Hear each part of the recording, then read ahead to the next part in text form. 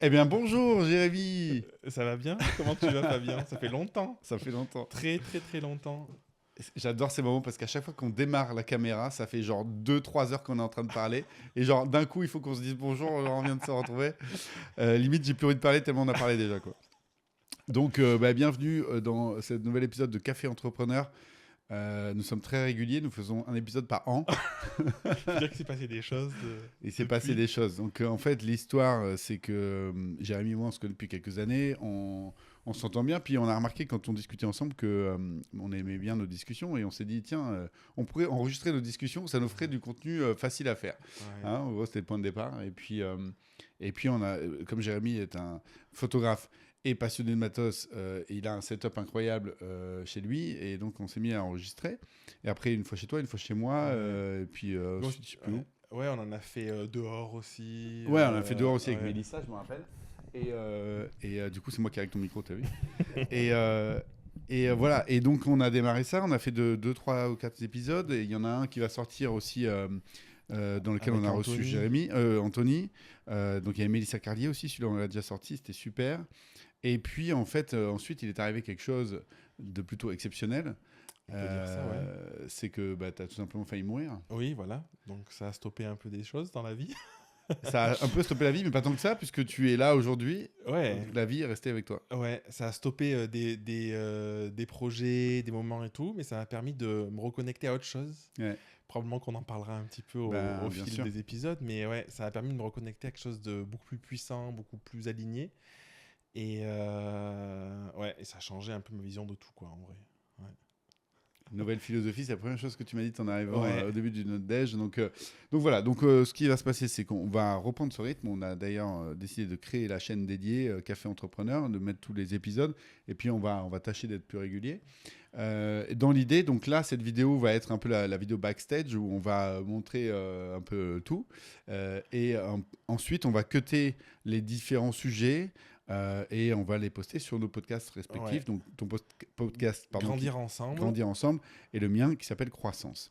On retrouve quand même une notion comme... Ouais. voilà. On est là pour évoluer, pour progresser. Je pense qu'on a quand même une philosophie de pas rester un petit peu dans son train-train, pas rester victime de sa vie, arriver à se mettre en mouvement, arriver à prendre des décisions beaucoup plus conscientes. Et à cette philosophie de le chemin de vie finalement, d'arriver à grandir et d'arriver à la fin de te dire bah c'est pas mal quand tu regardes derrière quoi. Ouais, exactement. Et d'ailleurs, ça, on pourrait en discuter. Pourquoi cette notion de croissance moi, c'est vraiment dans mes valeurs hautes. Ok. C'est un sujet à part entière. Ben, On pourra rentrer dedans. Mais peut-être qu'on devrait se présenter aussi, pour ouais, ceux qui ne nous connaissent pas. ouais, On est tous les deux dans l'accompagnement. ouais. Tu veux démarrer? Allez. Du coup, moi je me suis lancé à mon compte en 2012, donc ça fait quelques années, à la base en tant que photographe. Et rapidement, au bout de 3 ans, j'ai développé la partie accompagnement pour les photographes exclusivement. D'ailleurs, on s'est rencontrés à un moment charnière en 2019, fin 2019, où je basculais pour accompagner les entrepreneurs de manière générale. Et bon, j'ai eu des aléas, on va dire, des va-et-vient. Et aujourd'hui, ce qui me passionne par-dessus tout, c'est à la fois l'image, mais l'image dans le côté connaissance de soi, connexion à soi, et à la fois ce côté connexion à soi à travers l'accompagnement. Donc le coaching, c'est pratique pour ça, pour aller Mm. creuser de qui on est, Mm. pourquoi on est là, qu'est-ce qu'on a apporté au monde aussi, quelle est son histoire et toutes ces choses-là. Et toi? Je pourrais faire un copier-coller quasi. À part l'aspect photo, moi j'ai créé ma première entreprise en 2011. Ah, c'est marrant. Ouais. Et ensuite, j'ai été à mon compte et j'ai eu plusieurs entreprises différentes dans le monde donc, de l'infoprenariat, Mm. on appelle ça l'expertprenariat aussi, donc tout ce qui est la vente de formation en ligne. Et je suis dédié 100% au coaching de dirigeants depuis fin 2018. Et donc, j'accompagne les dirigeants de cette industrie-là principalement dans leur croissance. Mm. Et mon podcast s'appelle Croissance, et c'est vrai que c'est quelque chose pour moi qui est une pierre angulaire. Je suis profondément persuadé que la croissance d'une entreprise passe, disons, est propulsée, mais aussi limitée par la croissance de son leader. Ouais, tout dans la vie en vrai. Alors, évidemment, ça, Ouais, on peut l'étendre. ouais. C'est aussi une philosophie de vie. Mais en tout cas, voilà, dans mon métier au quotidien, c'est ça. Donc, j'accompagne les hommes et les femmes leaders de leur entreprise euh, dans les différents enjeux, les différents challenges de leur quotidien. Que ce soit de la prise de décision sous pression, que ce soit des problèmes de management ou des problèmes de relation avec l'associé. J'ai eu l'année dernière trois couples d'associés avec Ok. lesquels j'ai travaillé. C'était très, Des très, vrais très couples riche. ou... Euh, pour partie, oui. Ah ouais. Sur les trois, deux des personnes étaient effectivement en couple dans la vie et en plus associées. Et puis les Ok. deux autres, c'était juste des associés. Ok. Euh, je pense aussi à, par exemple, ces deux personnes qui étaient sœurs, deux sœurs. Ah ok. Elles sont arrivées à moi, donc je leur ai été recommandé. Et elles sont arrivées en disant on n'arrive plus à se parler. Ah oui, donc en plus, il y a tous les enjeux On derrière n'arrive plus à se parler, avec on va couler la boîte. la famille, Concrètement. machin. Ok. Donc, on va couler la boîte parce que ça marche plus, quoi. Non, mais on n'arrive plus à se parler. C'est pas tant on s'entend plus, c'est juste on se comprend plus. Ouais, Et on ouais. n'arrive plus à gérer la boîte ensemble. À ce rythme-là, on va couler la boîte. Donc, on a besoin de toi. Et 6 mois plus tard, donc je fais en mode rapide. 6 mois plus tard, elles sont reparties avec le sourire. Trop bien. Et une nouvelle ère a démarré pour elles et pour l'entreprise. C'est quoi, toi, dans ton activité, tu vois, d'accompagnement, c'est quoi que tu permets le plus, tu penses, aux personnes En termes de, de résultats, tu veux dire? ouais, ou de résultats, ou même parfois des trucs qui sont moins palpables, tu vois, mais Hmm. qui leur permet d'avoir un avant, un après, quoi. Hmm. Le premier truc qui est venu, c'est le principe de responsabilité, mais en fait, ça dépend quand même ça dépend quand même des personnes.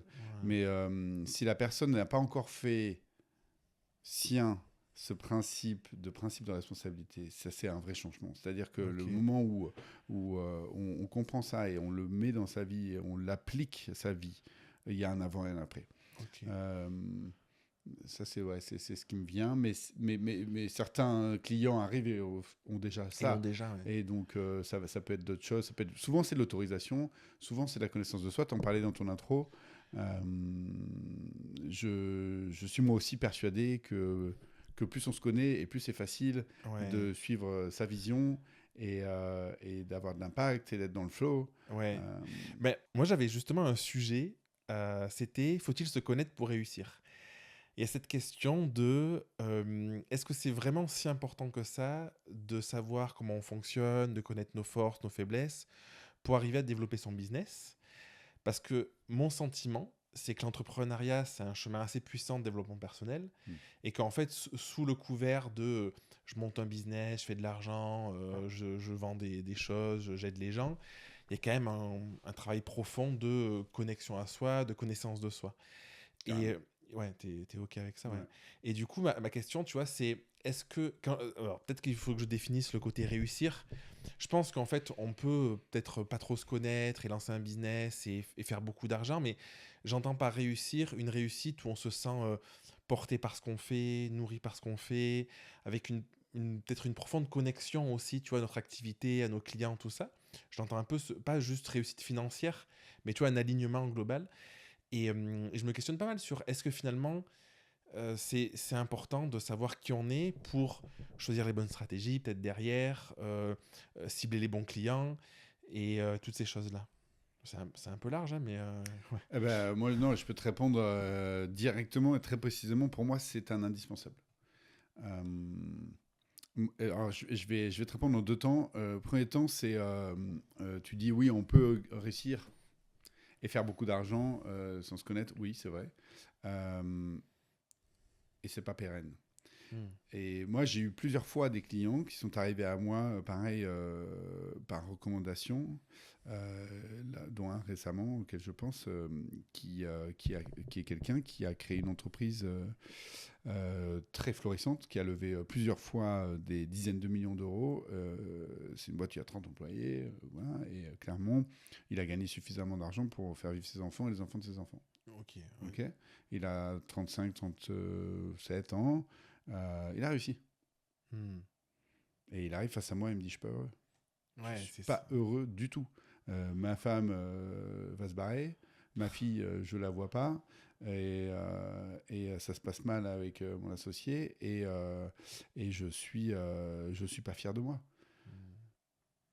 Mais attends, je comprends pas, t'as réussi, t'as une montre à 25 000 euros, une voiture, machin, et puis tous les gens qui te badent, tu vois ce que je veux dire. Ouais. Alors, où est-ce qu'on met la caméra, où est-ce qu'on met le critère de réussite? Donc déjà, c'est le point Oui, quoi. c'est ça. Voilà. Est-ce que du coup, pour toi, la réussite, ça intègre forcément une question de sens, de bonheur? Quand tu disais je suis pas heureux, Mm. du coup, il faut que ce soit lié à ça. Est-ce Euh, que c'est quoi les critères? pour moi, ça, c'est chacun. Ouais, ça Et dépend des donc, du valeurs de coup, chacun. typiquement, la première question que j'ai posée, c'est OK, c'est quoi pour toi la réussite? Hmm, Et puis, c'est parti.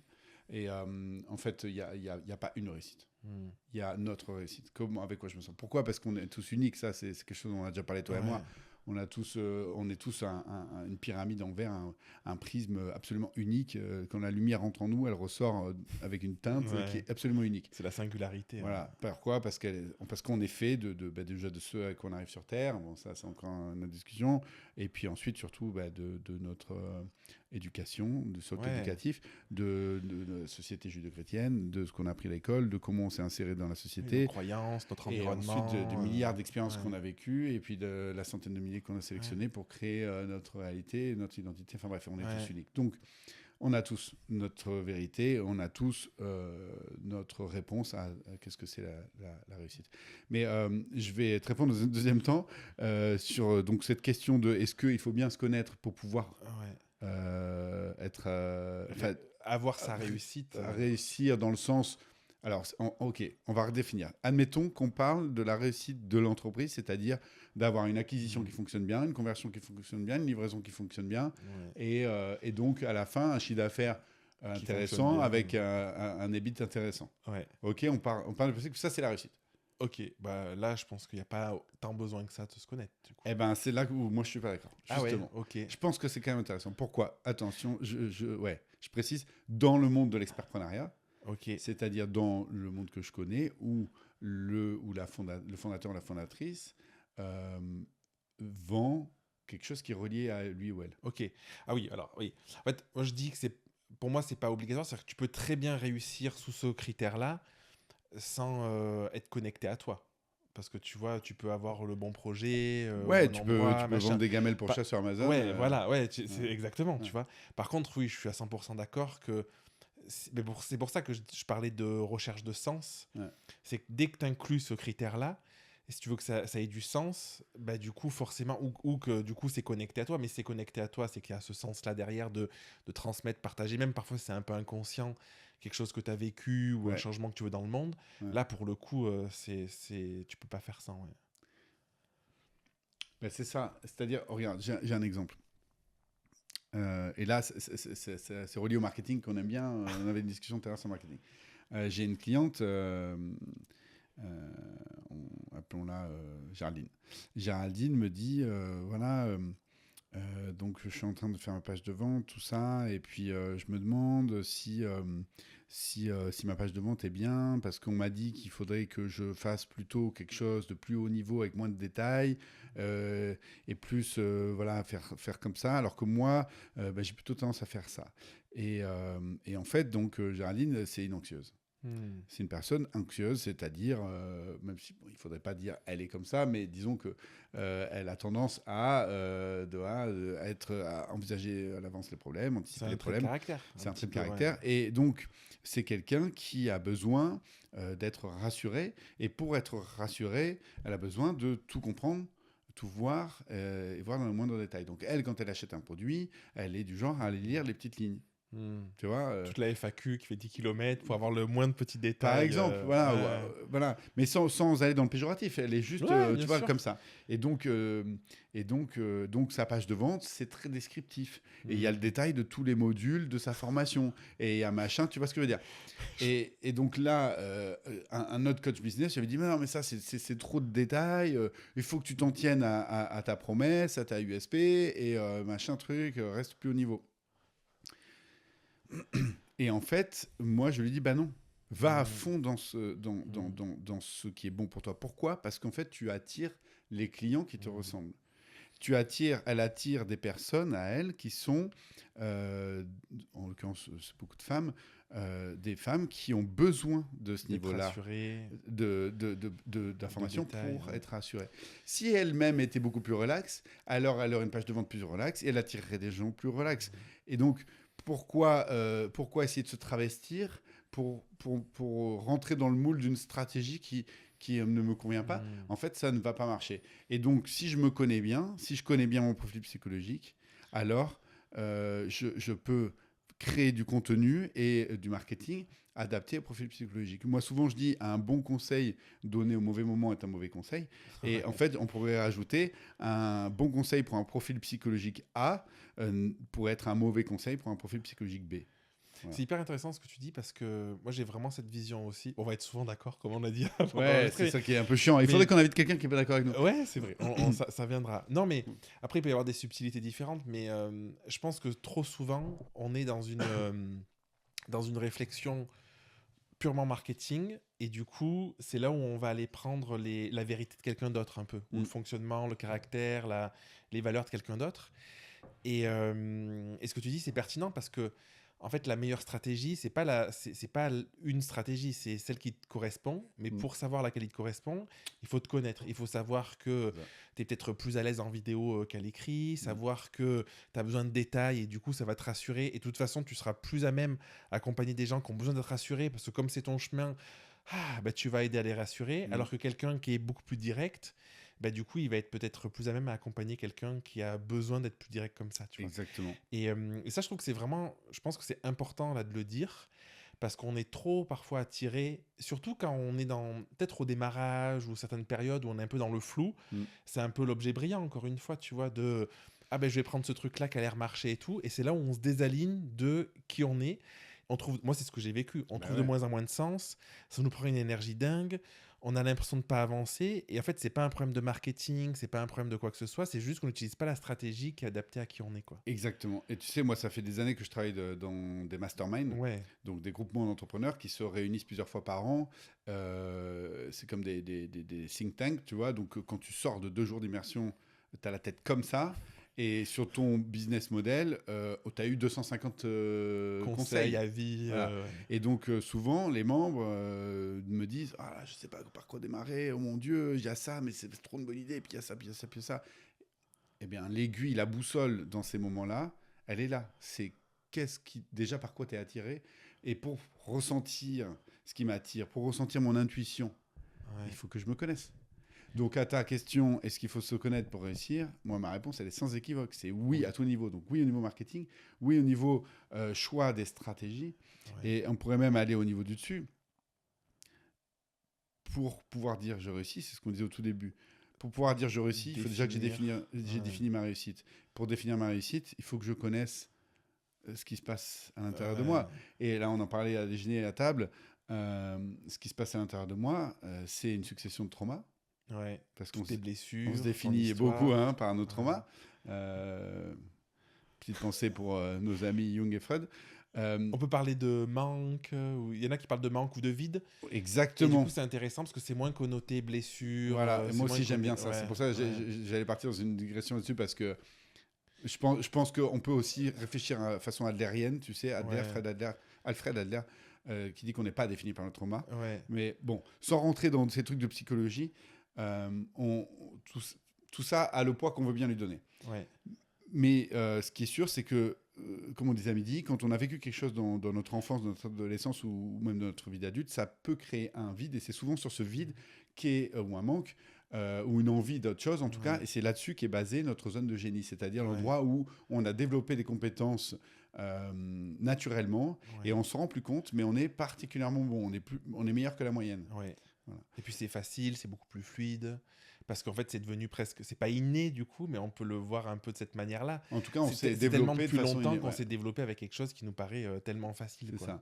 Et donc, si je me connais bien et que je connais cet espace-là chez moi, où je suis particulièrement à l'aise, et en tout cas meilleur que la moyenne, alors j'ai plus de chances de réussir. Et je sais pas si je pose la question, parce que comment on fait pour apprendre à se connaître? Parce que tu vois, en fait, bon, on peut partir loin, tu vois, mais Ouais. c'est une chose de dire connais-toi pour réussir dans ta vision de la réussite, Mm. mais déjà, c'est un travail énorme pour beaucoup de personnes, je pense. La première étape de je suis qui, qu'est-ce que je veux, c'est quoi mes vides, mes manques, c'est quoi ma zone de génie, Mm.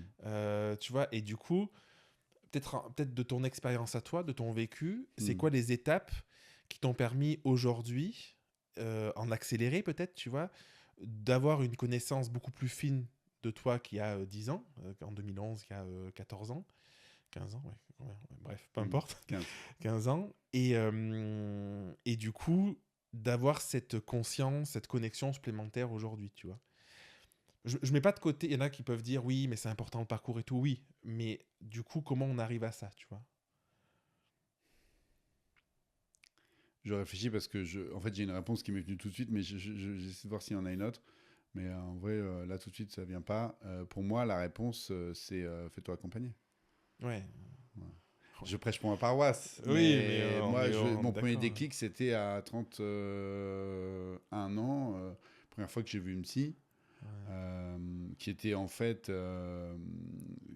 finalement, avec le recul, je vois que c'était plus un sujet de coaching que de psy. Ouais. Tu vois, je suis arrivé dans la séance en disant j'ai envie de Ouais. être moins comme ça, plus comme ça. Je suis pas arrivé en disant je souffre et j'aimerais comprendre pourquoi, tu vois. Ouais. Mais, Oh, j'adore. ça a été une pierre angulaire dans ma vie, clairement. Et puis après, ben, tout le coaching. Mm. Et, tu sais, enfin, quand tu es entrepreneur, parce qu'on s'adresse aux entrepreneurs, enfin, je veux dire, quand tu as un mindset entrepreneur, tu veux, admettons, bah, tiens, on parlait aujourd'hui dans ta maison, tu vois, tu as fait beaucoup de travaux et tout. Bon, tu es un peu contre raison parce que toi, tu fais beaucoup toi-même. Mais moi, je suis pas autant bricoleur que toi. Quand on me met dans la maison, j'ai envie de faire un truc. L'autre jour, j'ai refait une salle de bain. J'ai pris un entrepreneur. J'ai pris un chef de Mm. projet. Tu vois, Mm. je lui ai dit, voilà, je veux faire ça. Voilà, donc le point A, il est là. Le point B, je veux ça. Et vas-y, gère le projet, quoi, en gros. Et Ok. je paye pour ça. Bon. Et donc, quand tu es entrepreneur et que tu veux te développer dans ta vie et que tu as envie de passer à l'étape suivante de ta vie et que tu vois, tu as envie de te développer, tu as envie de croître Mm. et que tu as compris que ta boîte, elle était à ton image et que donc si tu veux développer ta boîte, tu veux développer toi et tu as compris que tu veux augmenter ton niveau de bonheur ou tu veux, j'en sais rien, enfin, tu as des envies de croissance, de plus, de machin, bah, prends un chef de projet. Tu le fais Mm. dans ta boîte. Tu lances un nouveau Ouais. projet, tu mets un chef de projet dessus, tu délègues. Bon, ben alors pourquoi tu prends pas un coach? Ouais. Tu vois, pour moi, c'est tellement évident. C'est intéressant. J'ai eu cette discussion avec mon meilleur ami qui est psychologue. Et en fait, il a ouvert son cabinet. 3 mois après, il était plein, full. Hmm.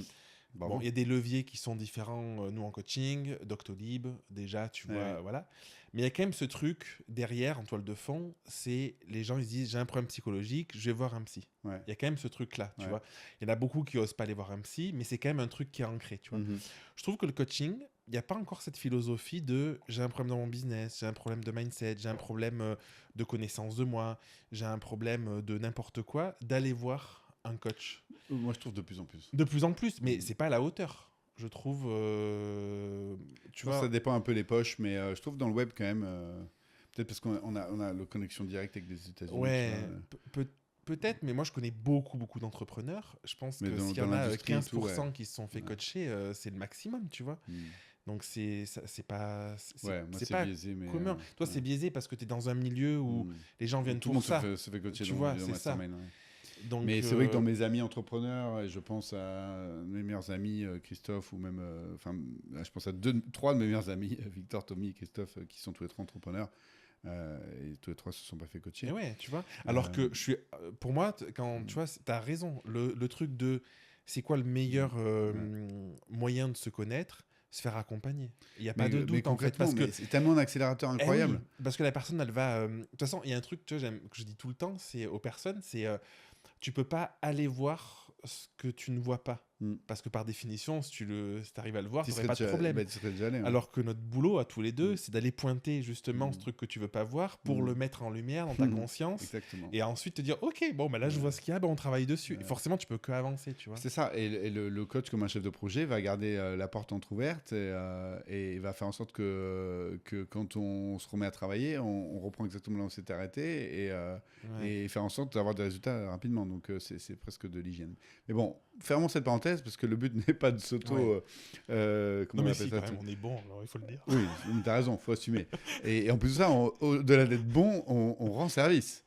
Enfin, toi comme moi, on a accompagné des centaines d'entrepreneurs. C'est ouf et, quand même, comme avec métier, je trouve. avec un niveau de satisfaction 100% ou quasiment. Donc voilà. Donc n'ayons pas honte de dire que...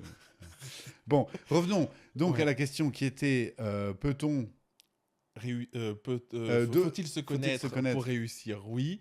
Et du coup, comment on arrive à se connaître? Ben, je pense que se faire accompagner, c'est probablement une des meilleures manières. Voilà, après, encore une fois, c'est la façon la plus rapide et la plus sympathique de le faire. Après, on peut aussi lire des bouquins, on peut aussi aller sur ChatGPT et lui demander de poser des questions de coaching. Ça marche dans une certaine mesure. Mais en tout cas, ouais, moi, c'est vrai que, bon, après, je suis un peu direct, mais moi, je pense que quand tu es un entrepreneur qui fonctionne, qui fait plusieurs centaines de milliers d'euros de chiffre d'affaires annuel, voire plusieurs millions, et que tu n'as pas un coach, enfin, je veux dire, c'est que tu mets pas ton argent au bon endroit. Ouais, je suis d'accord. Mais moi, j'irais même moins que ça. Hein. Même sans mais moi, je pensais à des personnes que je connais qui... voilà. Mais oui, complètement. Mais même, en fait, je pense que tu vois, un des... Je sais pas si je le pense à 100%, mais à mon avis, je pense que ça devrait être la première chose quand on réfléchit à délégation dans le sens investir de l'argent quelque part. Je pense que ça devrait être la première chose en vrai. Tu vois, il y en a beaucoup qui se disent je délègue la com, je délègue du marketing, des trucs comme ça. Je pense qu'en fait, déléguer la connaissance de soi, ça devrait être la priorité. Ouais, alors tu sais, ça me fait penser à quand je travaillais justement avec des entrepreneurs à un niveau plus proche du début. Donc dans l'incubateur, donc c'était des personnes qui étaient, tu vois, qui venaient trouver leur product market fit et qui étaient aux alentours de 20-30 cas annuels. Tu vois, donc 2-3 cas par mois de chiffre d'affaires et qui allait passer la barre des 100.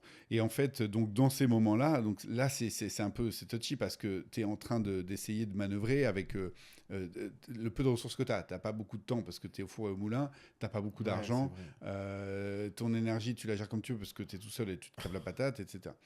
Et en fait, l'idée, moi souvent, la première étape, c'était pas tant d'investir dans le coach, mais d'investir dans gagner du temps. Donc souvent avec un virtual assistant qui fait plein de petites tâches qui prennent du temps mais qui ont peu de valeur ajoutée, tu vois. Et pour ça, on faisait une étude temporelle. On démarrait toujours par l'étude temporelle. À quoi tu passes tes journées? Donc, installe Toggle, c'est gratuit. C'est même pas installe, c'est ouvre un onglet avec Toggle et mesure ce que tu fais toute la journée pendant 2-3 semaines. Et après, on a un camembert et à partir de là, on peut réfléchir à tout ce que tu vas déléguer. Aujourd'hui, un assistant virtuel ou une assistante virtuelle, ça vaut pas cher. Ça vaut au maximum 40 € de l'heure.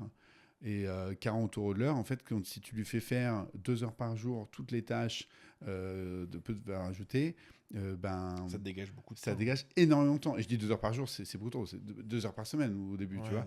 Et donc, parce que déjà 2-3 heures par semaine, oui, c'est déjà super. Franchement, une demi-journée par semaine, c'est énorme déjà en termes de une demi-journée mental, et tu vois, ça fait 3 fois 8, 24, 24 fois 4 à tout péter. Donc tu es à 1 000 € par mois maximum et tu as dégagé un temps incroyable. Donc pour moi, c'est vraiment ça la toute première étape. S'il y a des gens qui nous écoutent qui sont encore à ce stade de tout faire eux-mêmes, c'est commencer par ça. Et dès que je sors un peu la tête de l'eau, par contre, ensuite, voilà, va voir quelqu'un qui va t'aider à prendre des décisions stratégiques sur où mettre ton énergie, dans quel ordre. Trop bien. Pas mal. On arrête là sur ce sujet? Ouais, je pense. Ok, rendez-vous dans le prochain épisode alors. Bienvenue dans ce nouvel épisode avec Jérémy Guillaume. Oui, et Fabien Matt. Ce nouvel épisode de Café Entrepreneur. On passe au sujet suivant. Sujet que je connais pas. Non, Je sais que pas. tu ne connais pas, c'est moi qui te le soumets. Et c'est un sujet sur la gestion des émotions. Ah, c'est un Voilà. vaste sujet, j'adore. Vaste sujet, Mm. on en parle, c'est un peu notre quotidien en tant que coach d'entrepreneur. En fait, je vais partager avec toi une réflexion que j'ai eue récemment. Et puis, on va en discuter. Tu vois, dans le chemin de développement personnel qu'on a suivi, toi comme moi, il y a un peu ce côté. Je vais parler de moi. Je ne vais pas t'engager là-dedans parce que je ne suis pas sûr que tu partages. Dans mon chemin, il y a eu ce côté de dire ok, je peux prendre de la hauteur sur mes émotions. Donc, je suis traversé par une émotion, mais je peux, parce que je suis très développé personnellement, prendre de la hauteur, m'apercevoir que je ne suis pas l'émotion, je ne suis pas même le corps qui reçoit l'émotion, je suis la conscience qui regarde tout ça, donc je peux m'en défaire, et c'est comme ça que je peux gérer mon stress, etc. Mm. Et c'est comme ça que je peux mieux gérer ma colère, ou mieux gérer ma peur, etc. Et en fait, ce chemin, il m'a emmené à une espèce de, comment dire, de masque.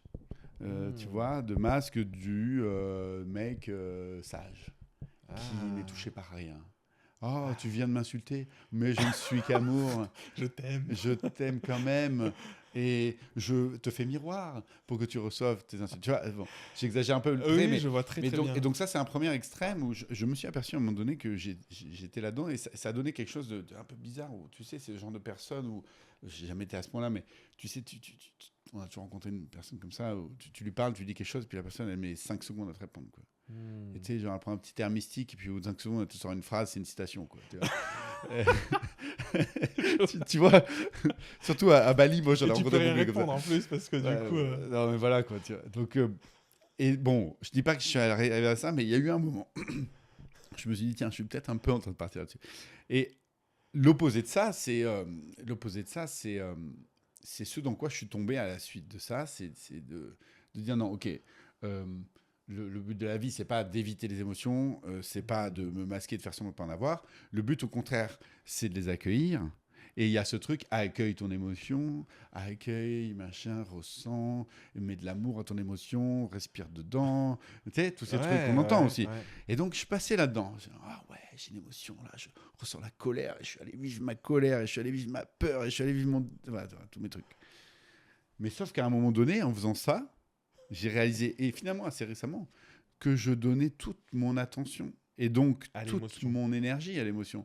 Et qu'en allant, en l'accueillant de cette manière, en disant, OK, aujourd'hui, je sens que j'ai les couilles à l'envers, hein, ça nous arrive tous et toutes. Ça va maintenant, on ne sait pas pourquoi, on est un peu moins bien, machin.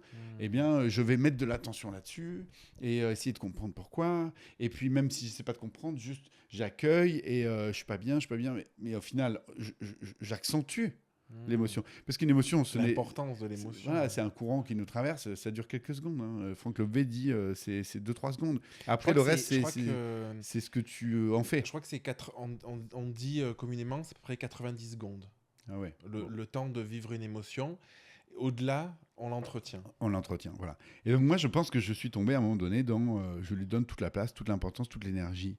Et toutes mes pensées passent dans le filtre de cette émotion.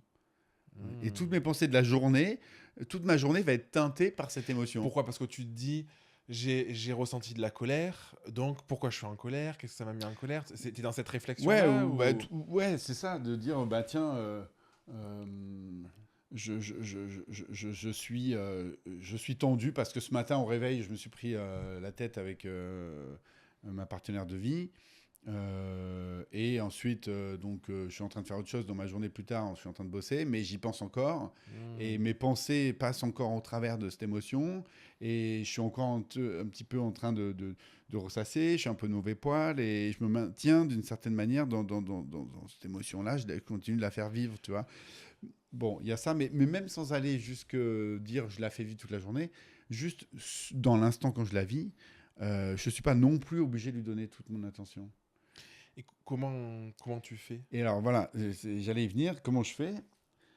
Eh bien, je réfléchis selon une façon de réfléchir qu'a amené le professeur Schwartz. Je crois que c'est Schwartz, dans un livre qui s'appelle IFS. Okay. Merde, IFS, ça ne me revient pas, mais IFS. Okay. Et en fait, ce qui est intéressant, c'est que il explique que quand je réagis, donc il arrive quelque chose, ok, c'est un stimuli extérieur, et je vois, je ressens quelque chose, ça passe au travers de moi. Et c'est une partie de moi qui va réagir. Ouais. Il y a une partie de moi qui va se sentir inquiétée, par exemple, par ce qui vient de se passer, Ouais. et qui va dire, ouh là là, Ou c'est un drapeau rouge. déclencheur. Voilà, il y a quelque chose, une alerte qui commence à retentir, parce que cette partie de moi, ça lui rappelle quelque chose, et elle est là pour me protéger. Et donc, elle me fait réagir. Mais ce n'est qu'une partie de moi. Je ne suis pas cette partie. Je suis aussi cette partie, mais je suis Je suis pas surtout que ça. beaucoup d'autres choses. Ouais. Donc, si je décide de lui donner toute mon énergie, c'est disproportionné. C'est pas parce que d'un coup, j'ai peur que ma femme me quitte que je ne suis plus coach d'entrepreneur, Ouais. Que ta vie s'arrête, qu'il père, faut tout si remettre en je suis question. père, ou propriétaire, ou enfin, j'en sais rien de tous les autres trucs qui me caractérisent, ou passionné de moto, ou aventurier. Tu vois ce que je veux dire? Ouais, je vois. Et en fait, ça, je trouve que c'est reprendre de la liberté, Reprendre ton pouvoir et un peu. reprendre son pouvoir d'une Ouais. certaine manière, oui, que de se dire, ok, ce que je vis là, c'est fort, et je l'accepte, mais je ne vais pas me définir et je ne vais pas donner toute mon attention à ça. Ouais. C'est intéressant. Tu vois, ce matin, j'amenais les enfants à l'école. Ils traînaient un peu, donc du retard, la peur que la grande elle rate son bus, machin. Et d'un coup, je sens que je me sens en colère, tu vois, de Mm. machin. Allez, il faut se dépêcher, tout ça. Et j'étais en train de conduire et je commençais à rouler un peu plus vite, tu vois. Pour vite, il faut machin. Et d'un coup, je me suis, enfin, consciemment, mais sans la réflexion que tu as énoncée, je me suis dit, attends, est-ce que c'est vraiment important? Pourquoi je suis en colère? Oui, bah en fait, je suis en colère de manière très factuelle parce qu'en fait, j'ai peur que la grande elle rate son bus. Est-ce que ça vaut le coup d'aller vite, de risquer un accident et de gueuler sur les gamins? Non. Et en fait, en l'espace de peut-être 5 secondes, je suis passé d'un truc où j'étais tendu, j'étais pas bien et tout à ok, c'est pas grave, si elle rate son bus, bon ben je l'amènerai après au collège et puis elle rattrape peut-être une heure de cours, une demi-heure de cours. Peu importe, tu vois. Et ça me fait penser à ça, ce truc de remettre peut-être du concret sur l'émotion, de pourquoi on la vit, oui, parce qu'il y avait ce stress-là de on va être en retard. Est-ce que c'est vraiment important? Bon, bah, peut-être pour certaines personnes, oui, pour certaines d'autres, non. Et du coup, de reprendre un peu le pouvoir sur qu'est-ce que tu ressens, qu'est-ce que tu vis, et de venir un peu rééquilibrer les choses, quoi. Enfin, je l'entends comme ça dans ce que tu partages. Exactement. Et entre-temps, donc, j'ai retrouvé, donc c'est bien Dr Schwartz, et IFS, c'est en français système familial intérieur.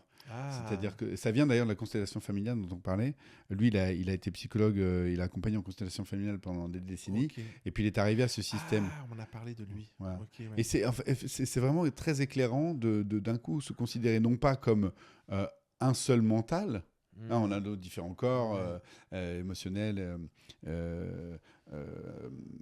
mental, physique et aide-moi, celui dont on parlait à midi. Spirituel. Spirituel, merci. Je te Voilà. laisse galérer. Mais Alain, merci. Mais à l'intérieur du corps mental, on n'est pas juste un mental. Mm. On n'est pas juste un. Enfin, son propos, c'est de dire, on est, en fait, c'est comme une famille, on est un jeu de cartes, on est une boule à facettes, voyez-le comme vous voulez. Mais et donc, on a tous plein de petites parts qui réagissent. Mm. Voilà. Et donc, lui, il travaille avec notamment des personnes qui sont, par exemple, addicts aux drogues, etc., Ouais. avec de très bons résultats, parce que l'idée, c'est d'aller voir, d'aller rencontrer cette part de nous qui nous fait avoir ce comportement. Et souvent, le comportement aujourd'hui n'est pas bon. Par exemple, bon, sans aller dans l'extrême de la drogue, on peut dire, bah tiens, je suis super anxieux, super stressé ou hyper contrôlant. Bon, je vois qu'aujourd'hui, ça me dessert, ce comportement. Plutôt que de le rejeter et de dire, je ne veux pas voir cette émotion-là, Mm. comme je disais tout à l'heure, lui dire, ok, bienvenue, sans lui donner toute mon attention non plus. Mais si je fais le travail, je vais voir et je lui dis, ok, petite émotion. Donc, admettons, un personnage, comme tu disais, le personnage sur l'épaule. Ouais, je peux partager ça après peut-être. Ouais, c'est intéressant. Bah, tu es là, merci d'être là. À un moment donné dans ma vie, tu as eu un rôle prépondérant. Tu as développé cette compétence pour me protéger contre tel stimuli ou accident de la vie ou trauma. Et tu as développé donc ta compétence. Et sur le moment, c'était super que je sois très contrôlant. Maintenant, 5, 10, 15, 20 ans plus tard, ça ne sert plus à rien. Donc, comment faire pour remettre cette part de nous à sa place et qu'elle redevienne fonctionnelle? Et donc, il faut lui donner de l'amour. Et bon, après, il y a toute une méthode. Mais tu vois, j'avais fait un épisode sur ces différents corps, ces différentes strates. Et c'est vrai que, sans trop réfléchir, j'avais inclus une forme de corps émotionnel avec cette idée de...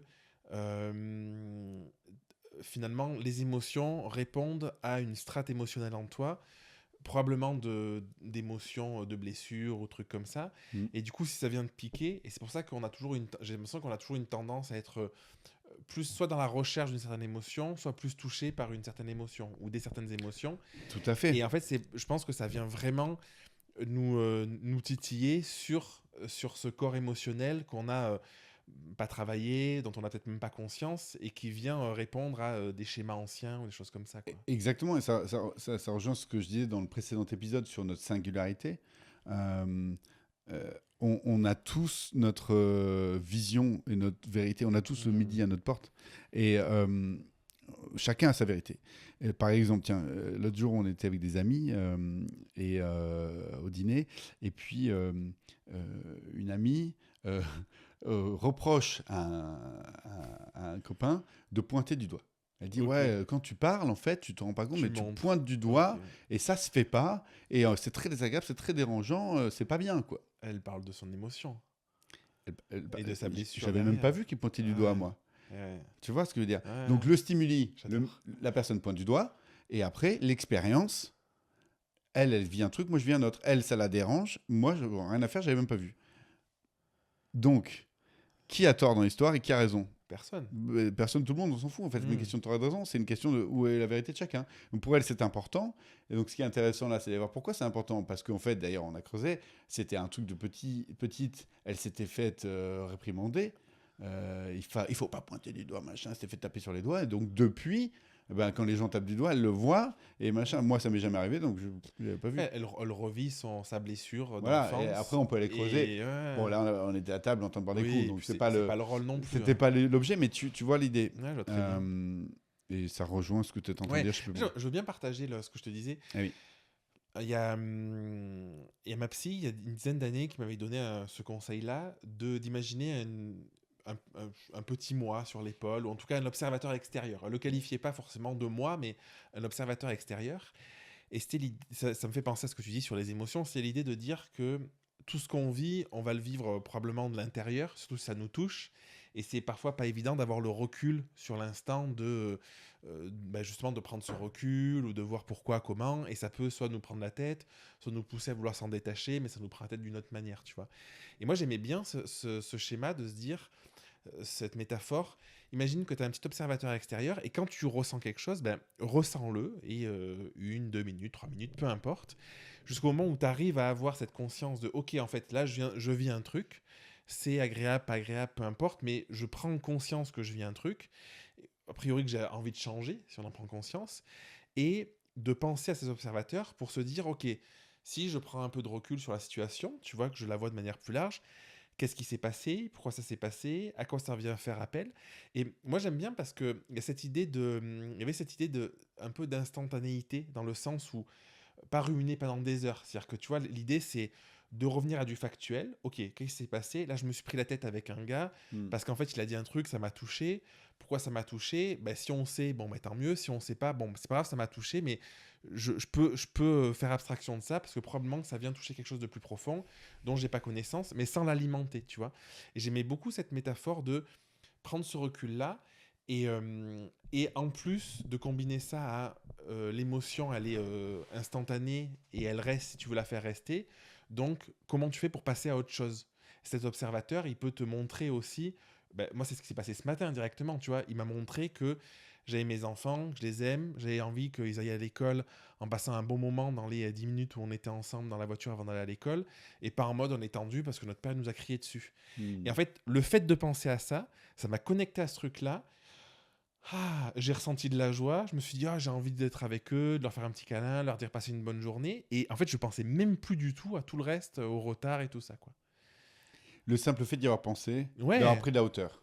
exactement. Hmm. Et après, je pense qu'il y a une notion, c'est un truc que je fais depuis 10 ans, tu vois, donc il y a Hmm. forcément un schéma répétitif qui s'affine avec le temps. Hmm. Mais il y a vraiment ce truc de... Parce que tu parlais au début, tu disais, je pouvais ruminer pendant y penser la nuit, machin et tout, tu vois. Il y a vraiment ce truc de prendre de la hauteur, de voir de manière factuelle et se reconnecter à quelque chose qui nous met dans quelque chose de plus équilibré, de plus, tu vois, de plus neutre finalement, tu vois. Parce que je pense que c'est pas bon de rechercher, comme tu disais, une émotion absolument positive, tout le monde il est beau, machin. Non, j'étais stressé, j'étais en colère parce que j'avais peur qu'elle rate son bus. Et je vais pas à l'encontre de ça. Je vais pas me dire non, je ressens pas ça parce que je le Hmm. ressens. Hmm. Mais comme je reviens à un côté équilibre de oui, il y a ça, mais en même temps, il y a les enfants.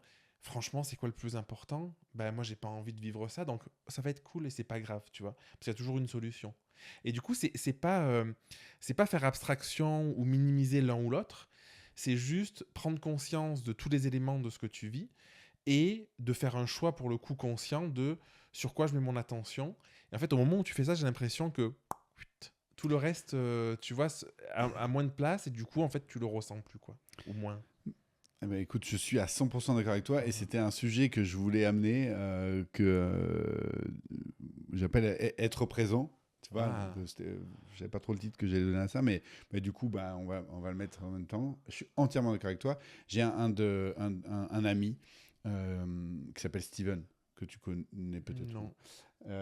qui me dit un jour, euh, est-ce que j'aime beaucoup l'idée d'être présent et est-ce que tu as une manière de le faire? Est-ce que c'est par la méditation ou voilà, comment tu fais?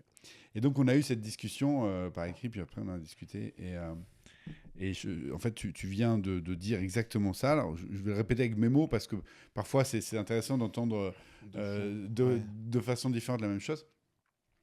Euh, pour moi il s'agit de prendre conscience que nous ne sommes pas le personnage. Hmm. Donc, C'est le masque que tu disais tout à l'heure. non, Ah, le personnage, comment tu c'est l'entends? Fabien, Ok. c'est Jérémy. Fabien, c'est le personnage, c'est-à-dire que Fabien, il vit la vie de Fabien, il joue à la vie de Fabien. Donc, il est frisé, il a un grand nez et puis il parle dans un micro. Voilà. Donc, ça, c'est Fabien qui est ok. Mais je me vois en train de faire ça. Là, comme je te parle, je me vois en train de te dire que je me vois. Ouais, Ok. ouais, ok. Et donc, ça veut dire qu'à un moment donné, je suis capable de mettre la caméra ici, au-dessus Ouais, de moi, et de me voir. Et ouais, je me vois en train de te parler. Donc, si je fais ça, ça veut dire que je peux placer mon attention ici. ouais, Ok. ouais. Ça s'appelle l'attention divisée. Je suis capable, tant que je te parle là, euh, de ressentir, tu peux le faire là, comme tu Ouais, m'écoutes, ouais, ressentir sous tes pieds le contact avec le sol. ouais. Tu ressens ça et en même temps, tu ressens tes lombaires qui s'appuient sur l'arrière du fauteuil Ouais, et en même temps, tu m'écoutes, tu entends le petit bruit de la clim et tu me regardes. Ok. ouais, Ton attention est capable de faire tout ça en même temps. ouais. Ok. Quand tu fais ça, tu sors de ton personnage. Quand tu es collé à Hmm. tes émotions, tu es dans ton personnage à l'intérieur et tu que dans les yeux du personnage. Et donc, je suis rempli de colère parce que ce mec m'a fait une queue de poisson sur la route. Ouah, je tape sur mon volant pour klaxonner. Je suis collé à mes émotions. Si d'un coup, comme tu l'as fait dans l'histoire avec ta fille ce matin, je vois que je vois le personnage en train de taper sur son volant en colère, mais je place mon attention au-dessus. D'un coup, je vois que je ne suis pas que ça, comme on disait tout à l'heure. Je suis aussi tout le reste. Je suis aussi calme. En fait, Ouais, tu sais, au fond du lac, en haut, au fond de la mer, il peut y avoir des vagues, mais au fond, c'est toujours calme. ouais. Et on est aussi cet espace de calme. Et on est aussi cette conscience qui regarde le film qui est en train de se dérouler. Ouais. Donc il y a le personnage, l'acteur principal du film, et puis il y a le film, la conscience qui regarde le film. Donc qu'est-ce que nous sommes dans tout ça? Est-ce que nous sommes ce mental qui est à l'intérieur de cette boîte crânienne? Ou est-ce que je suis quelque chose d'autre? Et est-ce que je suis Fabien? Ou est-ce que je suis l'âme de Fabien? Est-ce que qu'est-ce que je suis? Bon, ça c'est un autre épisode. Mais... Oui, en fait, non, mais c'est intéressant parce que ça me fait penser au fait que, en plus, ce personnage est différent en fonction des situations, notre environnement, en fonction des personnes avec qui on se trouve. Parce qu'en fait, on a. Parce que tu vois, moi, je suis fasciné par la connaissance de soi. Mais en réalité, tu vois, la connaissance de soi va dépendre aussi de facteurs extérieurs. Et en fait, ton toi est différent quand tu es avec tes parents, quand tu es avec tes enfants, quand tu es avec tes clients. Et pendant longtemps, je cherchais un peu un graal de je vais être partout, tout le temps le même, tu vois, en mode je suis un individu. Oui, alors que du coup, tu vois, ce que tu dis, c'est intéressant parce que ouais. moi, je pense que dans cette idée de personnage, on peut parler aussi de masque qu'on se met indirectement, mais tu vois, c'est un personnage qui peut changer de masque. En fait, on est tellement de facettes, comme tu le disais, dans la voiture ce matin, j'étais plein de facettes. Et du coup, il y a vraiment cette vision de qui on est à l'instant T et pourquoi on décide d'être celui qu'on est à l'instant T. Ouais. En fait, il y a différents niveaux de lecture dans cette discussion parce qu'effectivement, le coup des masques, porter un masque différent dans différents environnements, donc là on parle de systémie, c'est là aussi un sujet hyper intéressant. Et pour moi qui est un tout petit peu connexe. Si je garde l'image de l'attention divisée, pour moi c'est un chemin, c'est le chemin vers la pleine conscience, c'est le chemin vers le bonheur. Pourquoi? Parce que même si je suis en train de vivre quelque chose donc qui peut être considéré comme une émotion négative, et là encore ça peut discuter parce que tout ce qui est négatif, positif, est-ce que ça existe? voilà. Mais bon, je suis en train de vivre une colère, mais je sais que en même temps, il y a du calme. Et du coup, est-ce qu'on n'est pas, quoi qu'il arrive finalement, parce que tu vois, dans cette notion d'instant présent, c'est beaucoup connoté, tu es dans ton mental, tu te fais des schémas mentaux. Mais finalement... Je crois pas, moi je crois qu'il faut revenir dans le corps. Ouais, voilà, mais c'est beaucoup connecté à ça. Mais finalement, quand tu vis quelque chose, est-ce que tu n'es pas toujours dans l'instant présent de vivre ce qui est parfaitement juste à l'instant où tu le vis, tu vois? Alors, totalement. D'ailleurs, quand tu es collé à tes émotions, tu es pleinement dans l'instant présent. Ouais. Quand le tigre te court après, tu es pleinement dans l'instant présent. Tu n'es pas en train de te dire ma conscience, machin. Ouais. Mais mon propos, c'est de dire c'est comme une gymnastique. Si tu la fais au quotidien, si de façon récurrente dans ta journée, tu prends soin de diviser ta conscience, diviser ton attention, alors ça devient un automatisme. Là, comme je te parle, en même temps, je sens mes fesses posées sur le siège, en même temps, je sens mes avant-bras, et en même temps, je sens mes talons, et en même temps, je peux même sentir mon cuir chevelu. Et en fait, ça, eh ben, on le fait pas instinctivement. Enfin, moi, en tout cas, je le faisais pas jusqu'à ce que je lis ce bouquin de Louis Sansa. Et t'arrives à s'appelle La Voix du Sentir, que je recommande. Ouais, tout le temps. Ah, c'est ouf. Et en fait, je suis tout le temps là-dedans. Et en étant tout le temps là-dedans, ça me permet non pas de plus vivre mes émotions, crois-moi que je me mets autant en colère que tout le monde, mais d'en sortir beaucoup plus vite. Est-ce que c'est pas un état de vigilance tout le temps? Parce que tu vois, en fait, je te dis ça parce que il y a 1 an ou 2, j'avais lu une étude. C'était un truc avec Elodie où on se disait tout le temps ma femme, les femmes elles peuvent faire plusieurs choses en même temps et tout. Et j'avais lu une étude qui expliquait que le cerveau il n'est pas capable de gérer 2 informations en même temps. Et ce qui se passe en réalité, c'est que comme il fonctionne de manière extrêmement rapide, en fait, quand tu passes d'une tâche à une autre ou quand tu discutes et tu penses à d'autres choses, il switch tout le temps entre les deux. Donc tu as l'impression de faire plusieurs choses en même temps, mais en réalité, en fait, ça demande un effort constant de faire ça. Et du coup, je sais pas, bon, c'est une étude scientifique, je sais pas si c'est vrai dans l'absolu ou pas, voilà. Mais du coup, ça m'avait parlé parce que je m'étais dit, et c'est pour ça que je disais ça tout à l'heure, quand on fait quelque chose, même si on pense pas à ses fesses, est-ce que finalement on n'est pas dans l'instant présent, dans la mesure où, à l'instant T de la conscience, on est dans la justesse. Il y a ce premier truc. Et deuxième truc que j'ai lu récemment, qui était hyper intéressant, j'aimerais bien le retrouver, il faudra que je te l'envoie, qui explique que sur le cerveau, entre le moment où le cerveau prend la décision et où on le fait réellement, où on capte, il se passe jusqu'à 7 secondes. Et il y a cette philosophie où la personne, elle disait, est-ce que finalement notre conscience, et ce qu'on fait en se disant c'est l'instant présent, c'était pas sous cet aspect-là, mais je le prends comme ça, est-ce que c'est vraiment un choix conscient ou pas de notre part, en sachant qu'en fait, le temps de réponse, c'est déjà quelque chose qui a été prévu avant qu'on le réalise vraiment? Je t'ai pas suivi là sur le deuxième truc. En fait, le deuxième truc, c'est l'idée de dire que quand tu dis j'ai une intuition, ou quand tu dis je vais faire un truc, ou quand tu as une répartie dans une question, ou le fait de sentir tes fesses sur la chaise, la personne, elle prenait pas ces exemples-là bien évidemment, mais elle disait qu'entre le moment où tu fais l'action concrètement, ou alors où tu y penses, et le moment où ça a été généré dans tes neurones, il pouvait se passer jusqu'à 7 secondes. Donc ce qui est énorme en réalité, tu vois. Et du coup, sur cette question, j'en sais rien, tu vois, c'est vraiment un truc ouvert. Et du coup, dans cette question-là, dans ce fonctionnement-là, c'est quoi la conscience? C'est quoi le libre arbitre ou le fait d'être dans l'instant présent? Tu vois le... Bon, Ouais, ça, ok. on peut partir loin, mais... Ouais, on peut partir loin Parce que tu vois, il y a ce truc de... Est-ce que finalement, c'est quelque chose qui est très, très archaïque et en fait, avoir accès à... Tu parlais tout à l'heure des différentes couches, tu vois, des différentes lames, de ces choses-là, tu vois. Est-ce qu'en fait, il n'y a pas un truc finalement, quelque part, on ne sait pas ce que c'est, qui va contrôler tout ça? Et est-ce que le fait d'être dans une recherche de l'instant présent, c'est pas notre mental qui veut nous mettre dans le contrôle de quelque chose? Tu vois, en fait, c'est ça ma réflexion de fond, tu vois. Bon, Ok. peut-être que ça n'a pas de réponse, je sais pas. Moi, j'ai pas de réponse, mais... Moi, j'ai un point de vue, mais Ouais. je pense ça mériterait un autre épisode. Ouais. Parce que tu vois, le fait de se dire, je suis en même temps en train de parler, en même temps je sens mon corps, c'est une recherche finalement de contrôle sur les choses, tu vois. Ok, oui, non, mais je te suis, c'est très intéressant.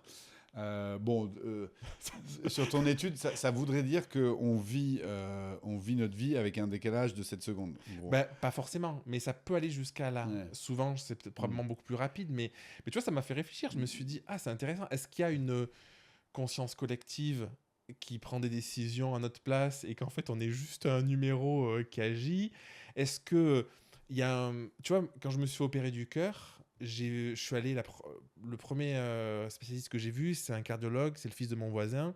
Je dis pourquoi tu as choisi la cardiologie? Il m'a dit le cœur c'est un des organes du corps humain qu'on connaît le mieux. Il m'a dit moi j'ai pas choisi le cerveau parce qu'on connaît rien sur le cerveau, tu vois.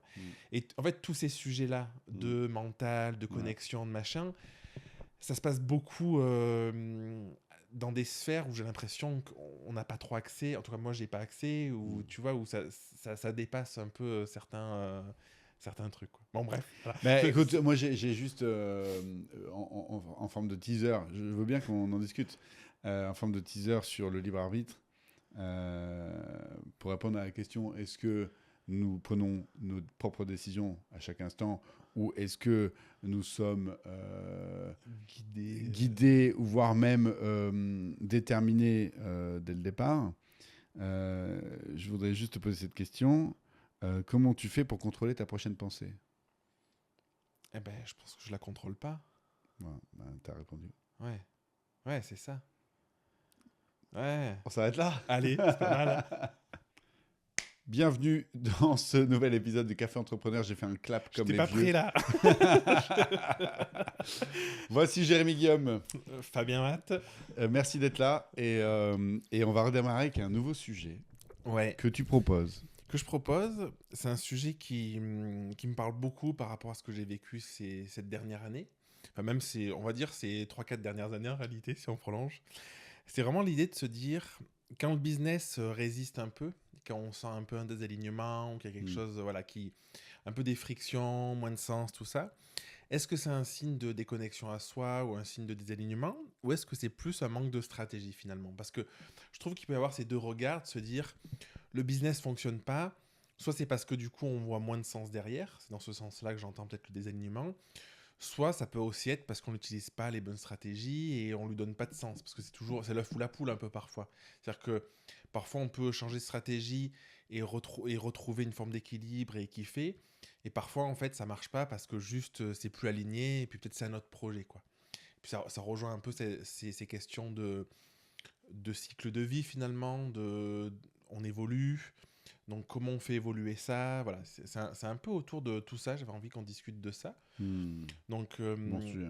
ouais, est-ce que toi déjà, tu as eu des périodes ces 15 dernières années où tu as senti que ça bloquait, il y avait une vraie friction business? Est-ce que c'était la stratégie? Est-ce que c'était plutôt un désalignement, un manque de sens?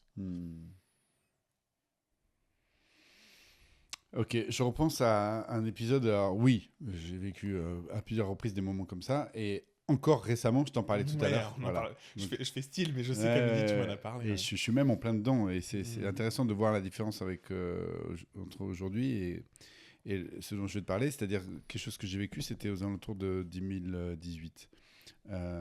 Où j'avais un désalignement. En tout cas, j'avais de la friction dans mon business de l'époque.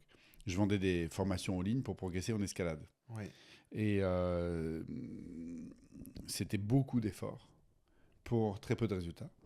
Mm. Et en tout cas, on en a parlé dans un autre épisode. Par rapport Je me à ce souviens. que je considérais être comme la réussite, je n'étais pas en réussite. Mm. Je vois maintenant que je l'étais, mais que je ne le regardais pas. Ah. C'est-à-dire que les critères que j'avais mis pour me considérer en réussite étaient les critères sur lesquels voilà, je n'atteignais pas ce que je m'étais fixé à l'époque. Mais j'aurais pu me fixer autre chose et dire que j'étais en réussite. Bref, à Oui, parce que l'époque, tu développais une boîte, voilà, à l'époque en tout cas, tu avais fait un beau lancement. ouais, et en termes de même résultats financiers et tout, ça marchait bien, tu vois, sur la fin, ça marchait bien, mais je me sentais pas en réussite et il y avait de la friction. Mm. Et je me sentais pas heureux, et enfin, en tout cas, c'était pas comme je voulais que ce soit. Bon, il y a plein de fils que je pourrais tirer, tu vois, comme le fait de se lancer sans avoir fixé la ligne d'arrivée. C'est vraiment ce que j'ai Mm. fait moi avec ce business-là. J'ai pas vraiment fixé la ligne d'arrivée. J'ai pas fixé l'objectif, quoi. Ah, Et putain, donc, tu peux pas atteindre la ligne d'arrivée si tu l'as pas fixé. Donc, Ah, ça si. devient un marathon interminable. Tu meurs d'épuisement, quoi. Bon. Mais fermons cette Oui, parce parenthèse. que ça pourrait faire un autre sujet. Ouais, Parce c'est que un moi, autre j'ai sujet. vécu un truc à l'inverse, où Ouais. à trop définir la fin, Ouais. je m'enfermais Ah, dans le cadre pour arriver à cette finalité-là. très Et je bon laissais point. pas de place à... Très Ah, bon c'est trop, point. trop intéressant. Ouais, Ok, bon, intéressant. on verra un autre Là, jour. on note. Du coup, la question c'était. Est-ce que dès qu'il y a un frein business, un Ah oui, voilà. blocage ou quelque Et chose... ben, donc ça m'a permis, en fait, ce blocage-là m'a permis, au bout d'un moment, de finir par me poser les bonnes questions hmm. et de me rendre compte que ce après quoi je courais n'était pas donc une réussite financière, mais une reconnaissance. Ah, Voilà. Et j'avais pas vu ça. tu faisais tout par rapport au J'avais besoin de cherché un besoin de reconnaissance. reconnaissance. Et quand j'ai obtenu en fait, je me suis aperçu parce que j'ai obtenu cette reconnaissance au moment du Covid. Bon, je passe les détails de l'histoire parce que je crois que j'ai déjà raconté en plusieurs interviews, mais bon, c'est intéressant, mais c'est pas le propos maintenant. Mais j'ai reçu beaucoup de reconnaissance et beaucoup d'amour, tu vois, de la part de la communauté. Et tu sais, une communauté, c'est principalement silencieux. On entend ceux qui Ouais, râlent beaucoup, ouais. certains qui disent qu'ils sont contents, puis c'est tout, quoi. Et en fait, moi, j'avais des dizaines de milliers de personnes qui me suivaient, et d'un coup, au Covid, plus personne n'avait rien à faire, donc, et moi, j'ai donné gratuitement beaucoup, donc et j'ai eu des milliers, non, des centaines, mais franchement beaucoup, d'emails, de remerciements, de lettres, tout. Ah, Ouais, incroyable. de l'amour, quoi, tu vois. Et là, clac, j'ai senti un truc de mon ventre qui... Ça remplit ton, ouais, ton réservoir, quoi. voilà. Et là, il y a un truc qui a lâché. Et là, j'ai su Ah, que c'était fini.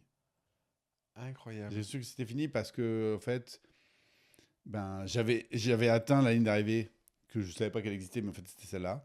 Et à partir de là, j'ai compris qu'en fait, tout le reste, c'est-à-dire le business Hmm. et gagner de l'argent avec ça, m'intéressait pas tant que ça. Et surtout, c'était pas le meilleur endroit. Avec les connaissances que j'avais à l'époque en marketing notamment, je savais que le problème que je résolvais n'était C'est un pas problème suffisamment dur, quoi. dur pour avoir un business florissant au niveau où je voulais aller, quoi. C'est hyper intéressant parce que, tu vois, moi, j'ai cette vision de... On en parlait encore, on a beaucoup parlé à midi.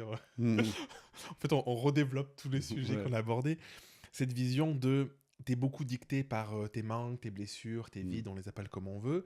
Et en même temps, ça développe aussi ces manques-là dans ton enfance, une forme de zone de génie, où d'autres parlent de valeur et tout, tu vois. Mhm. Et vraiment ce truc où j'ai le sentiment que tant qu'on répond à ces manques-là, à ces vides, on va être dans une recherche de très stratégique, parce Mhm. qu'on répond à quelque chose d'inconscient qui va, on espère, va venir nourrir quelque chose de profond, comme dans ton cas, la reconnaissance. Et finalement, l'autre bascule se fait dès qu'on prend conscience de cette zone de génie-là, ou de son super pouvoir, de cette singularité, où finalement on est dans une autre recherche, dans quelque chose de différent, et qui va nous permettre d'aller chercher, ouais, chercher des choses différentes, je sais pas comment le qualifier, mais tu vois, d'être dans cet équilibre-là, quoi. Ouais, c'est hyper intéressant. Ok, donc t'as vécu ça, et donc tu dirais que quand t'as vécu ça, finalement, tu étais plus dans un côté recherche de connexion à toi, recherche de... Oui, donc À la pour, suite, pour faire le ouais. lien avec le sujet, Ouais. et du coup, voilà, à ce moment-là, je comprends que tout est lié et on en a parlé dans un épisode précédent, mais tout est lié à notre croissance intérieure. Mon entreprise est le reflet, la croissance de mon entreprise est le reflet de ma croissance. Je propulse la croissance de mon entreprise, mais je limite aussi la croissance de mon entreprise. Euh, je ne me connaissais pas suffisamment bien pour voir ça, pour voir que en fait, ce que je cherchais, c'était la reconnaissance. Si je m'étais mieux connu, si j'avais eu un coach à l'époque qui m'avait posé les bonnes Hmm. questions, j'aurais gagné énormément de temps. Parce que cette reconnaissance, j'aurais pu aller la chercher avec d'autres stratégies. Du coup, j'aurais pu mettre en place une stratégie qui consistait à aller chercher la reconnaissance et donc à atteindre cette ligne d'arrivée beaucoup plus rapidement. Et oui, et pas être dans la douleur Et pas de dans le la chercher douleur. à tout prix et de te priver de plein de trucs à C'est ça. côté. Ouais. C'est intéressant. Il y a une question que j'ai depuis plusieurs épisodes là. Quand tu parles de croissance, il y a, j'imagine, enfin, peut-être ta définition de croissance, c'est progresser, avancer, tout ça. C'est quoi ta vision de la décroissance aussi? Enfin, c'est pas ta vision de la décroissance, mais est-ce que cette croissance, ça peut intégrer à un moment une forme de décroissance perçue, mais qui est peut-être pas vécue comme ça, tu vois? Ben, absolument. C'est ce Voilà, que parce que j'allais te reprendre justement sur le début de la phrase. Non, la croissance pour moi n'est pas uniquement la progression et voilà. l'augmentation. La croissance peut passer par la décroissance. Parce que tu vois, dans ma question alignement ou stratégie business, Mm. on peut se dire que la croissance, c'est que de la stratégie, tu vois. Et il y a des moments où Non, en pas fait, du tout. on Moi, je perd pense tout l'inverse. d'alignement et on va retomber. Mm.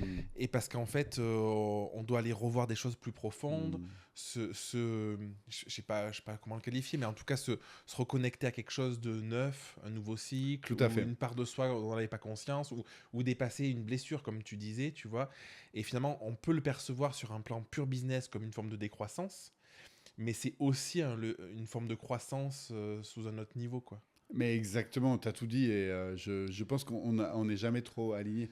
Oui, oui, Hein. c'est vrai. Hein. Voilà, on n'a jamais trop d'alignement dans notre vie, il n'y a jamais trop de concordance entre qui on est profondément et qui on montre qu'on est à l'extérieur. Et donc, quoi est notre entreprise? Notre entreprise, c'est comme une extension de nous. Quand on est créateur et gérant, euh, l'entreprise, si tu veux, l'énergie de l'entreprise, Mm, l'ambiance de l'entreprise, mm, elle est directement liée à mon énergie, à mon ambiance à moi.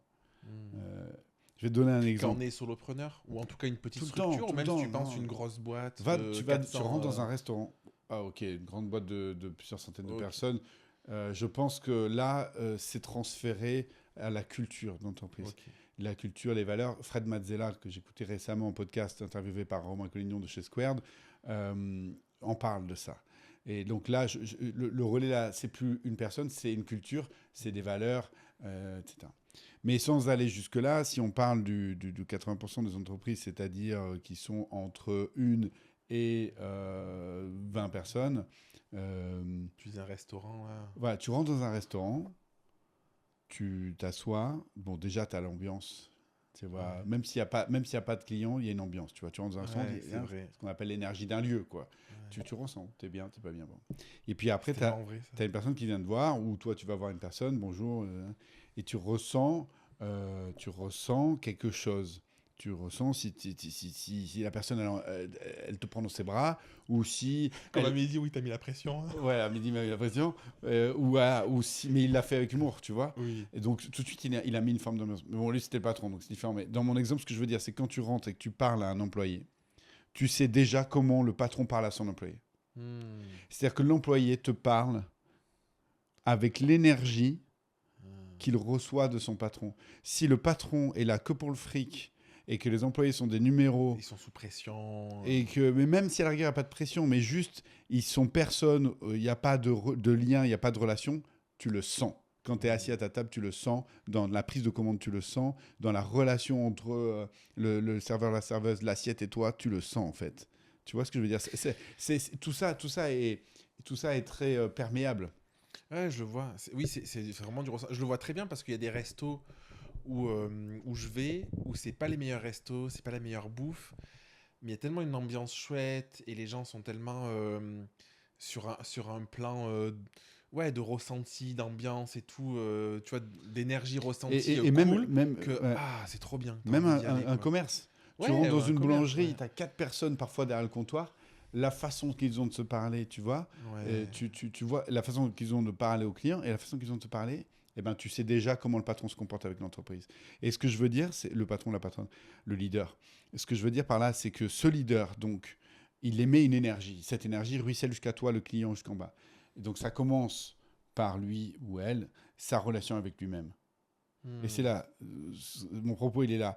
Et donc, si on en revient, nous, à coach accompagnant de dirigeants d'entreprise, moi, les personnes à qui je parle au quotidien, ce sont ces personnes-là, leaders de mouvements ou d'entreprises. Et on travaille la relation qu'elles ont avec elles-mêmes, l'énergie qu'elles entretiennent avec elles-mêmes, leur croissance interne, parce que c'est directement lié à la croissance externe de l'entreprise, puisque ça va jusqu'au client final. Ouais, j'adore. Je sais pas si on a besoin de rajouter quelque chose. C'était quoi la question de départ? C'était quand il y a un frein dans une activité, Hmm. est-ce que le frein il est plutôt dû à un désalignement ou est-ce qu'il est plutôt dû à un manque de stratégie marketing? Mais je posais la question avec ma vision derrière, où moi je pense que c'est le 80-20, tu vois. Moi je pense qu'en fait quand on sait où on veut aller, où on a je dirais la bonne énergie. En tout cas une énergie où on est nourri par ce qu'on fait, tout ça. Bon après c'est biaisé par ma vision où j'ai une recherche de sens dans ce que je fais aussi, tu vois. Mais moi je peux pas m'empêcher de me dire que c'est valable pour beaucoup de monde malgré tout. Ben en fait les 20% de stratégie, elles viennent de manière assez juste, tu vois. Enfin, en tout cas, moi, c'est ce que j'ai expérimenté. Hmm. Toutes les fois où j'étais focus sur stratégie, marketing, business, plan, machin et tout ça, Hmm. et où derrière, il y avait un désalignement, je suis allé dans le mur. Et mon opération, je pense que c'est ça, tu vois. Hmm. J'ai passé 5 ans à taper contre un mur, tu vois, bien de plus en plus fort, jusqu'au moment où mon corps, il m'a dit arrête tes conneries, tu vois. Hmm. Et au fond de moi, il y avait un désalignement profond de qui j'étais, ce que je voulais faire, avec qui je voulais le faire, comment je voulais le faire. Et du coup, aujourd'hui, j'ai cette croyance assez ancrée que. Et c'est pour ça qu'on. Je pense que toi c'est pour ça on fait de l'accompagnement, parce qu'en fait, ça part toujours de soi et de ses envies, ses besoins, est-ce qu'on y répond ou pas. Ce qui est juste à l'instant T aussi, parce qu'à l'instant T, ça peut être une justesse avec beaucoup de stratégie aussi, tu vois. Mais en tout cas, je pense que ça part de nous, quoi. Hmm. Donc voilà. 100%. Est-ce que tu veux raconter cette expérience? On peut, ouais. Et est-ce qu'on garde ça dans cet épisode ou est-ce qu'on fait un épisode dédié? Bon, on peut peut-être le mettre, ça a du sens, peut-être d'en Ouais. parler Moi, je ici. pense aussi. Ouais. Ouais, carrément.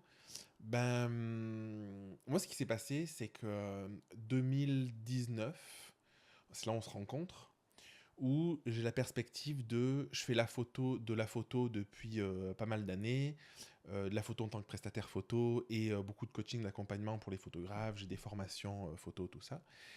Et il y a ce truc je me sens un peu limité. Je sens que j'ai envie d'aller vers quelque chose qui a plus de sens, justement, avec de l'accompagnement plus introspectif, toutes ces choses-là. Et en fait, c'est ce que je fais, c'est la bascule que je fais, et c'est pour ça qu'on se rencontre dans l'incubateur avec Romain Collignon, où je me dis, ben, je vais structurer ça et je vais développer en fait un nouveau business autour de l'accompagnement qui n'est pas destiné aux photographes. Et ce qui se passe, c'est que c'est pas que j'avais quelque chose contre les photographes, hein, c'est vraiment en intérieur de moi où je me sentais limité de parler de sujets techniques, tout ça, et du coup perte de sens et tout ça. Et en fait, je bascule, je développe un programme pendant un an, ça marche moyennement parce que 2020, c'est le Covid. Moi, j'annonce en février, 26 février, jour de mon anniversaire 2020, j'arrête les formations photo, j'arrête tout ça. 15 jours après, c'était début mars, là, le 15 mars ou un truc comme ça, confinement, Covid. Donc en fait, je fais un super lancement incroyable et je me prends un espèce de revers énorme. Et comme j'ai ma conscience, l'honnêteté et tout ça, je me suis pas dit, bah, j'y repars, tu vois. Et du coup, mon chemin, ça a été de partir dans une voie où j'étais nourri par ça, beaucoup de stress, d'anxiété avec le confinement, avec le Covid qui était présent, et un rebasculement en 2021 je reviens vers la photo et vers les photographes. Et en fait, je l'ai tourné en mode, ben, le problème, c'est pas les photographes, le problème, c'est ce que j'ai envie de délivrer. Et du coup, je vais délivrer ce que j'ai envie de délivrer aux photographes. Et c'est là où j'ai commencé à me prendre un mur et où j'étais vraiment désaligné parce que je me suis enfermé dans des stratégies marketing avec des messages qui n'avait pas de sens pour moi parce que je délivrais un truc par rapport aux besoins, alors que dans le fond, ce que je voulais délivrer, c'était pas ça. Et j'avais des messages. Moi, ce que je voulais, c'est apprendre à te connecter à toi-même, à savoir qui tu es, et ton activité de photographe va se développer.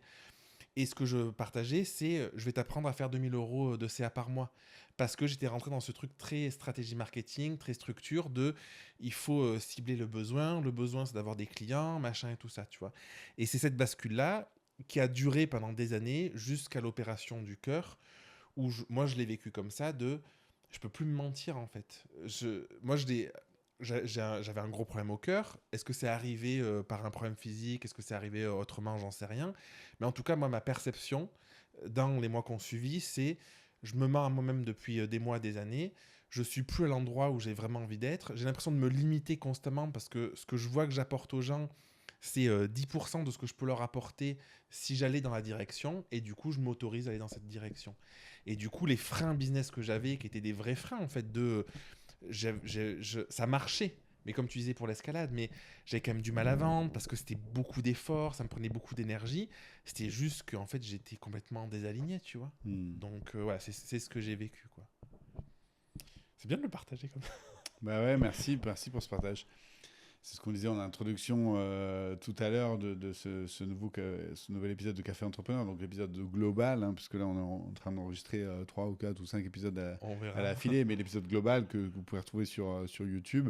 En fait, on avait l'idée avec Jérémy d'en faire beaucoup plus, et le dernier était il y a du coup plus d'un an. Hein. Ouais, un an et demi, ouais. Parce qu'entre-temps, opération, le cœur ouvert. Beaucoup de convalescence, et même aujourd'hui, c'est pas encore fini, quoi. Et aujourd'hui, tu es encore dans cette convalescence, mais surtout, voilà, tu es là, tu es vivant, et tu arrives avec cette nouvelle philosophie de vie dont tu me parlais tout à l'heure, dès qu'on s'est retrouvés, beaucoup plus dans l'acceptation, et enfin, oui, l'acceptation, mais j'ai l'impression, voilà, d'être plus à l'écoute de toi, plus à l'écoute de ce que tu ressens et de ce que tu penses, plutôt que à l'écoute de ce qu'on te dit qu'il serait bon que tu fasses. Ouais. Mais je pense que pour moi, c'est le plus grand enjeu du business. D'écouter l'extérieur quand c'est nécessaire, parce que c'est important, et c'est une nouvelle vision, des connaissances, c'est indispensable en même temps, mais en lui donnant la part qui est juste et qui est probablement une part moins importante que ce qu'on souvent veut accorder. Que le ressenti, ouais. Total. Et ça répond à la question de départ.